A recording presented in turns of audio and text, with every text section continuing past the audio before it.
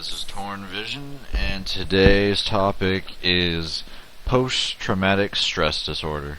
And we're just going to talk about how the government, what they do to help veterans with their problems. Okay, Jacob, Wesley, how would you like to start off? Right. There is not an official program for an official treatment program for those suffering with PTSD, and I don't know what to think about it because I'm usually not for any sort of welfare program. Because I'm not going to go off topic, but personally, I don't think the government should really interfere in too much like that. You think it's more of a personal thing? Yeah, but at the same time, a lot of these soldiers have paid their dues. They've gone out there, worked up the ranks, fought their ass off, and then their tour's over. It's like, okay, go home, thanks. And they're left in emotional turmoil, and they're not really getting much support. And if they don't have any family or friends at home, that's when you see some of these guys ending up on the streets with a sign, Yeah. So. One thing that would probably help is, along with the government funding programs that help with PTSD, they could set, per se, the veteran himself or herself is diagnosed with PTSD. They should give them a sort of, I'm thinking of sort of hazard pay. Okay. Just to help, pay for any treatment that they can get, medicine, or even help the families do fit the bills, because depending on the gravity of the situation, some veterans have to be incarcerated, sadly, because of just how far, how mentally gone they are and mentally stressed. Yeah, that's a good point. Our government will give money and food stamps to someone, every month who basically just sits around and abuses the system. Yet someone who's basically signed their life away doesn't get rewarded with anything at all, and they end up in a terrible position. So, there's and to the argument that although the government can afford this, there's a lot of programs that could be cut and replaced with one that supports veterans, maybe in a more direct manner. Because we already touched on government funded programs, but I think that those can only reach so far. Maybe if it was, yeah.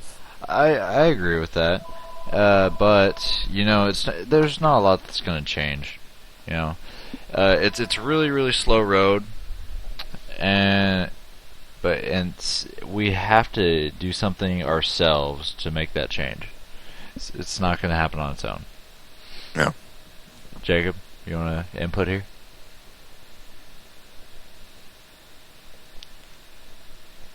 Well, I guess not.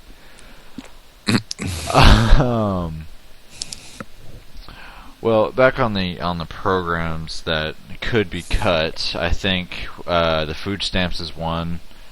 Yeah. And any others you can think of? At the moment, this sounds like this would be a very big cut, but I don't think the welfare system is very productive for our economy at all. Yeah. There's no motivation to really get a job when you simply don't have to.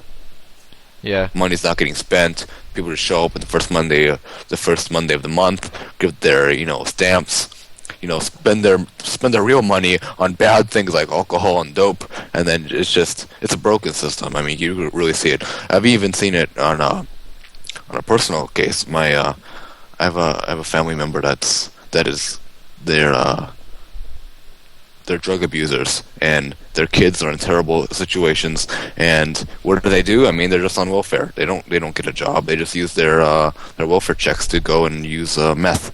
So yeah, it's a good example. That is a very good example.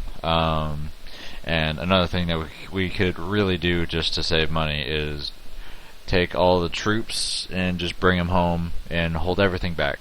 Because I've been looking at China, and just from everything that they've been doing, from holding back all their troops, their navy, etc., and just concentrating on industry and manufacturing and productivity, they are skyrocketing above us, financially and I guess security wise. And we all know it. It's not a widely touched topic though. If China decides to, we can really just be taken over like that. Well, I don't think structural wise their military is as competent as ours. I think in a I mean there's a lot of variables of course, but I personally feel that the US would be able to trump China in a large engagement. Well, yes. Yes and no. The reason I say no is because if we don't pay back that money that we owe, it's gonna be someone else coming back to us just for more. So yeah, and yes, because our troops are gonna do whatever they can to get home and to fight on their own doorsteps. And yeah. Sadly enough, that's just going to cause more post-traumatic stress.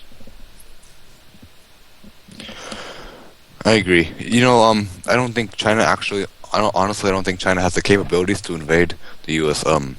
Mainland. Our early warning systems are really advanced. I mean, they do have a powerful.